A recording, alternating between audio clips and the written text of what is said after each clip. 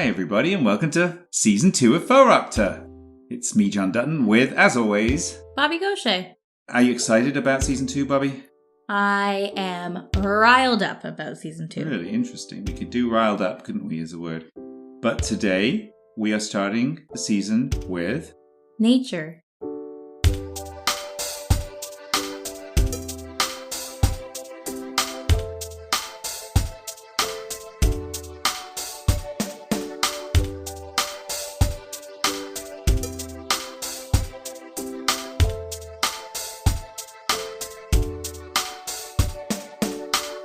So, nature is a word that we hear a lot about these days because of its destruction, mostly, right? Like climate change, climate catastrophe, species extinction. We just had this biodiversity conference in Montreal, like the month before recording this, COP15. Also, David Suzuki, The Nature of Things. It's usually on CBC around 2 a.m. if you can't sleep. That's right. And if you're Canadian, you know what we're talking about. But what I find interesting about the word nature is that people tend to want to use it to exclude people from the equation, right? It's like man versus nature, right? Mm-hmm. Or people talk about getting back to nature, okay? But there's definitely an argument to be made that we are part of nature and that's just how it is. There's nothing we can do about that. And I would like to suggest to you, Bobbie, today that maybe creating this separation of man and nature, and when I say man, I mean people, I don't just mean men, right, is potentially a bad thing because it makes us become too human focused in the sense of we're special, right? So we spent most of our history thinking we were special, like God made man, right, and made him special. And again, I mean humans. Mm-hmm. But that maybe if we see ourselves as intrinsically part of nature, it would be much better. Absolutely. I think to further your argument, by removing ourselves from nature, we're also removing agency and responsibility. So I don't know if you know this, but there's something called climate change. Mm-hmm. And we are the biggest part of it. Yeah. We are the reason why the world will crumble. And it won't crumble. The world will move on after us. But we're the reason why we're going to lead to our own extinction. And by using man versus nature or any iteration of that kind of idiom, it removes responsibility mostly for men, also for women, of course. But it just allows you to kind of be a dick. Yeah, I agree. And it doesn't have to be. And so I'm not proposing that, we're one with nature and therefore we should all stop all like industry and technology and everything. Industry and technology are part of nature too. That's kind of my point, right? It's an ecosystem. It's a whole ecosystem. And at the same time, to echo exactly what you just said, climate change or whatever could, I don't think it will, no matter how bad it gets, could wipe out the human race and the planet, nature would carry on regardless. There would be cockroaches everywhere and ants everywhere and whatever else, right? And the fish would be happy in the oceans and all this type of thing, right? And there'd be no more people and too bad. Well, so I think part of nature too is survival of the fittest. So at the moment, technically, we are the fittest. We are the apex predator. We dominate the world. We're in every ecosystem. Yeah, we've really forced ourselves in everywhere we shouldn't be. We're very good at adapting. Yeah, thanks to our foresight. So I think climate change or whatever it may be that is the downfall of man is just the downfall of us being the apex predator. It has nothing to do with us separating ourselves from nature. Which can actually happen in ecosystems where there is an apex predator. And if they do too well, they eat all the food, basically, well, right? Exactly. Like, look at mammoths. I would love to look at mammoths. Me too. Unfortunately, they made themselves irrelevant. How did they do that, though? Was it them doing it to themselves? No. Or was it us doing it to them? It was us. We brought them across that damn ice bridge.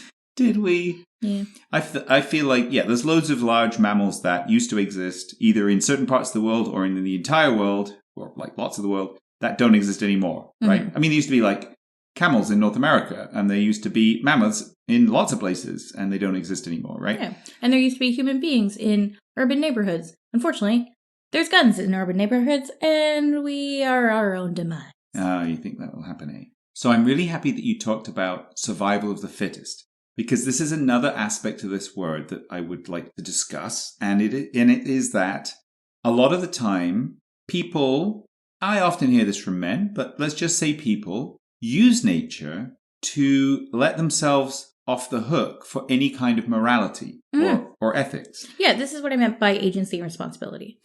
Because if you say, for example, and I'm not preaching vegetarianism here, but if you say, well, we shouldn't care about eating animals because that's just the way we are, nature. That's just nature. That's just in our nature. We evolved to be this way, right? But you can use that same argument. And in fact, I would say that as soon as you hear that argument, as soon as you hear it's in our nature, what you're really hearing is kind of fascism because it's like it is survival of the fittest, which is literally what underpinned the philosophy of fascism, because it's like, too bad for you other races, you're inferior, and therefore it's our right and almost duty to wipe you out because that's just the way nature goes. Mm-hmm. That's an excellent point, because if you look at any fad diet, the argument is it's just natural. Yeah, so nature can be used to sell things as well, right? So it's used to sell products, and it's used to sell philosophies.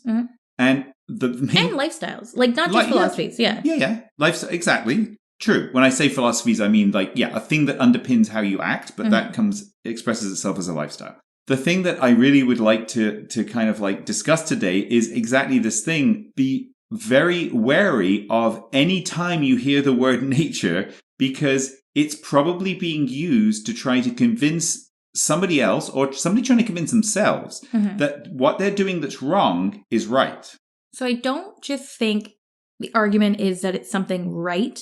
I think the argument, especially if you're going to use nature or natural, is that it's instinctive and inherent. Good. Yes, exactly. It's not even that they're arguing it to you. It's within them. It's just the way it is. Nothing you can do about it. There's nothing to be argued. Nothing. Yes. Not only is there nothing you can do about it, you shouldn't do anything about it, right? Because it's in my it's something very natural to me. It's going to occur anyways. Why would you do something unnatural and take it away from me? Because after that, what you're going to hear is, well, it's just the natural order, right? Oh, yeah, that's a good one. The word order kind of goes back to the fascist thing, right? Because it's all about a natural hierarchy in their minds, right? So the natural order of things could be that, for example, men are superior to women, and men should just decide things. That's just a natural order. That's just the way it should be, right? People should do what the heck they like with animals or the rest of the planet because it's just the natural order. Okay, so I have to bring this up. I cannot not bring it up. It has to do with gender and sexuality. There is nothing natural about gender or sexuality. They're constructs that we created so that there could be order, and mostly so the patriarchy could survive. There's nothing unnatural about transgender or people in LGBTQ communities. The unnaturalness that we've created and that argument that people peddle doesn't exist. And the fact that you're going to call something unnatural is just so petty and small and makes you a very small human being, because you're using an argument that nobody can quote unquote argue against because it's just unnatural. But the way that our society is built around anything that involves order, around anything that involves quote unquote a philosophy or the way things are is a perfect way to put natural into any argument. It doesn't exist. We create it. We've created science. We've created religion.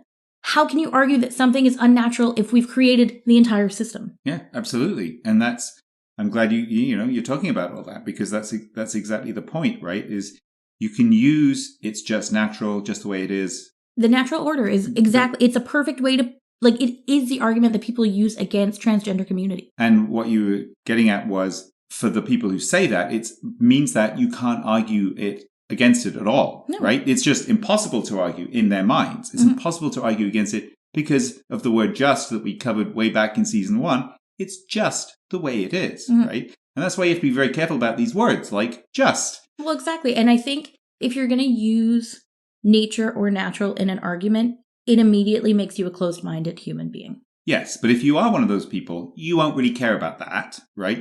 That's not going to be like, oh, I'm so hurt you called me closed-minded, right? It's going to be, F off, this is the way it is, I'm going to subjugate whoever, whatever, because it's just the natural order of things.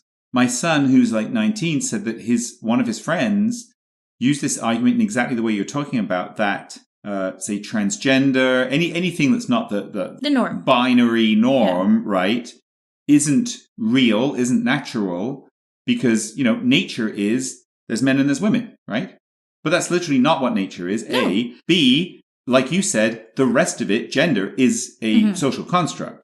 Exactly. And you can look at different animal species. It's not, yes, I agree that there is gender to the extent of there's male and female, especially for reproduction, but there's other animals that there are not genders as well. Yeah, and even for people, because that. And again, we created those arguments. We created the structure of animals. We named animals and we named their gender. Yeah, exactly.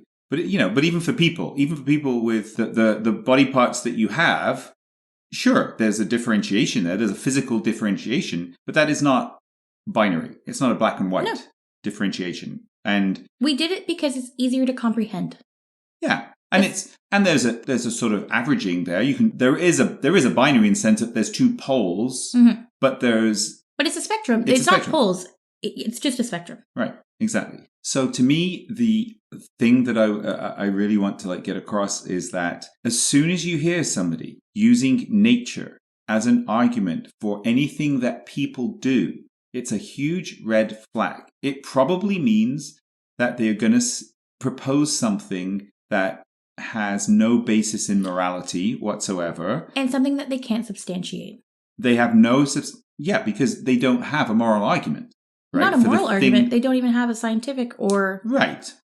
But all the same, I think it goes beyond just facts in science or something. It's to me, as soon as you say that, it means that you are being immoral, because morality is the opposite of that. Morality is exactly recognizing that we have agency as people, as human beings, We have developed agency. We have brains that allow us to do a bunch of things that the rest of the animals in nature, with which we are one, but we have a special thing, just like elephants have a trunk, and octopuses have 8 arms and stuff. We have this special thing that allows us to have ethics and morality and organize our society that way. Okay, and it's one of the things that makes us human. So as soon as you say nature, blah, blah, blah, you're abdicating your human responsibility.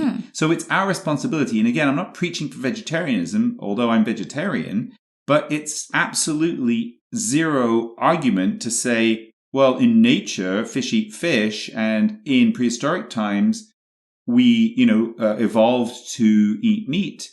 Yes, except now we've evolved to understand suffering in other beings and have control over where we allow suffering to happen or to cause suffering, right? And that's literally what makes us human. And so the nature argument is always literally the opposite to that. I don't disagree with you. But the argument and understanding, it's that as our species evolves, ignorance is bliss. And using an argument like nature or natural is a very clear way of not using your human responsibility. Yeah, absolutely. And I don't care who you are or where you are. You have that voice in your head because you have foresight and you can see the way that your actions will have consequences. And if you can understand that, you are morally... It's the whole reason we have morals and ethics is because you're morally obligated to understand that responsibility and how it will affect other people, other animals, and the planet around you. And I'd say that, in fact, because you kind of know deep down inside, it makes your tummy hurt. Right. So it makes your tummy hurt. I was going to say it's cognitive dissonance, right? So it's two conflicting ideas that you can't hold both at the same time. So it gives you anxiety. It makes your tummy hurt. It makes you feel bad. Or it makes you just go, no, I'm going to say this, right? Yeah, so you exactly. pick one, but you know deep down inside that there's another one. So I think anxiety is a very fun point to put with it, because I guess responsibility does kind of lead to anxiety, because you have the moral obligation to do whatever. But other animals don't have anxiety. So it's these complex emotions that the reason that we are at the top of the food chain is because we can have these other things that we have to grapple with. And then to use something as innate, as nature, as an argument, kind of pulls you back down so you don't have to have those complex emotions of guilt, anxiety, and responsibility. It's a little pathetic. And I think to use it as branding. So this is something this word was recommended to us by Katie. She wanted us to do natural. So she went to school for cosmetology and makeup, which is something you don't really deal with. Mm-hmm. And also just skincare and anything that's kind of peddled to women. Mm-hmm. In the last 15 years, they slap natural on stuff. Mm-hmm. It's all natural. It's this, it's that. It's supposed to be good for you, even though you're throwing shit onto your skin. Mm-hmm. But it's all natural. Mm-hmm. Meat is now all natural. All of these things that are kind of inherently bad for you are all natural. Mm-hmm. How can you argue with something that is all natural? Right. Guess what? Smallpox is all natural. Ugh. Like, things that are really bad are all natural as well, right? And, Exactly. That's another... We can talk about how morality makes us human or differentiates us from other animals, but so does science, right? And the ability to cure diseases like that is... Vaccines aren't natural. I Right. don't disagree with that. Except they help our species survive. Yeah. They help people get better. Penicillin has solved so many issues. Yeah, absolutely. And yet, penicillin is a good example because it kind of brings us full circle. We can't escape being part of nature too, right? So all of the bacteria that penicillin used to kill have now evolved because of our use of penicillin to be immune to it. Thanks, syphilis. There you go. And this is also part of kind of the cognitive dissonance too, is I'm saying, watch out for the word nature or the natural order or something like that. But also, we are part of nature. It's more a question of where do you put the emphasis, right? Mm-hmm. So it's like you can see things through the wrong lens completely. You can say in terms of morality, we don't need any because such and such thing is natural. And you can also say in terms of like living our lives on the planet, so in terms of the climate, well, we are apart from nature and we should get back to nature and that would solve everything too. Well, it won't because we can't do that. Mm-hmm. Like we are who we are and we do what we do. It doesn't mean we can't change anything, but we have to just admit that we're at the same time part of nature, but also above it in an intellectual sense, right? In a philosophical sense. But I can see you're making a bit of a face about that. Well, because I don't like the idea of being above it, because we're not. This is like the whole point of... Above it was the wrong expression. But we'll become extinct soon enough. Well, you're saying that. I'm hoping we'll get through. We will. We'll get Absolutely we will. Can we have like... The world's been around for millions of years. Can we have 5 or 6 seasons of Fauxropter first? We'll see. Okay. But we're a blip. We're nothing. And like, not to bring it too far, but like, we're just this very small part in the history of the world, and the world's in a galaxy, and the galaxy is like, it's just, right. It's nonstop. It's all nature too. The entire universe is literally just what nature is, right? And the fact that the Earth has evolved as much as it has is like, just nature. The closest thing to natural is that stars explode and implode. That's like kind of the essence of it. Mm-hmm. And then the other side of the spectrum is that everything's created and like there is no... matter isn't created or destroyed? Exactly. Yeah. So we're nothing. We're cells. Yeah. So to be so selfish and only see human, like kind of the idea of politics is absurd. We're so small. We're such a little, having a 4-term presidency or prime minister, having things that are so short term and so nearsighted. Why are you supposed to care? What you should care about is how you treat people around you and how you treat animals around you and how you treat your planet around you. Mm-hmm. So you're calling for nice dictatorship. That's what you're saying? I'm saying stop looking at yourself like you're that important. Yeah. Okay, well, I feel like we really touched upon a lot of things that are connected to nature. It was a real natural discussion. It was. It naturally evolved, actually, right? So I have a famous finishing question. Uh-huh. How do you feel about nature versus nurture? I thought that you might bring this up. How do I feel about it? I mean, what I feel is a bit irrelevant. What I think I've understood is that the two are very much intertwined, and in all kinds of respects, even on a purely genetic level, right? The fact that there are genes there is one thing. That's your sort of like nature, what people would call nature. It's just it's just the stuff that made you and nothing you can do about it. But as it turns out, those genes can be activated or not according to things in the environment. And that the environment could be when the fetus is still in a womb, for like a mammal, for example, but still, it's still part of that because nature is, if nothing else, extremely flexible, right? It's the key. It's really just the key to evolution is this flexibility. But the ability to turn genes on and off And we're going to be, we being human beings, doing that more and more and more, right? Genetic engineering is already a thing, and it's just getting easier and easier. Well, it can go down a road to eugenics, or it can cure Alzheimer's or something, right? But to answer your question, there is no nature or nurture. The two go together, as far as I've understood it. Yeah, I think there's a heavier balance one versus the other. But it depends what you're talking about, no? Like, I don't know, isn't there? Like nurture could have more of an impact on some things, but nature on other things. So instead of talking about human beings in this example, let's talk about plants. Yeah, let's do that. Your regular old houseplant. Right. If you leave, let's say you have flowers in the summer, you throw them in a pot, you chuck them outside. Mm-hmm. They're natural to the environment. If you leave them and the sun comes out for 5 days and it doesn't rain, it's going to die. Mm-hmm. But if you nurture it a little bit and you give it water, you make sure it gets a little bit of shade, it will thrive. Mm-hmm.